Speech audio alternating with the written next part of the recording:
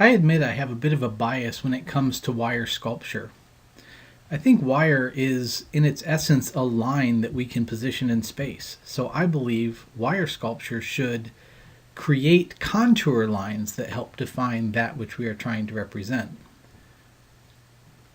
There are a huge number of varieties and approaches to creating with wire sculpture, and this is an interesting example that shows three different densities of wire. And I think when you start thinking about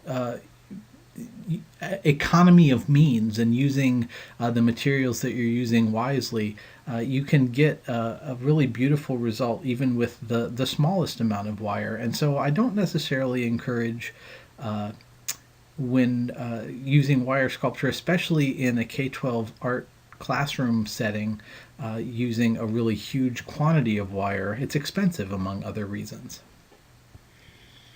This is something that happens way too often when wire sculpture is happening. There's a basic framework that's made that far too often looks a little bit like a sad little stick figure that doesn't have shoulders or hips, and then they just wrap wire round and round and round that structure. And this doesn't use that line in space concept to really represent any of the qualities or characteristics of the subject.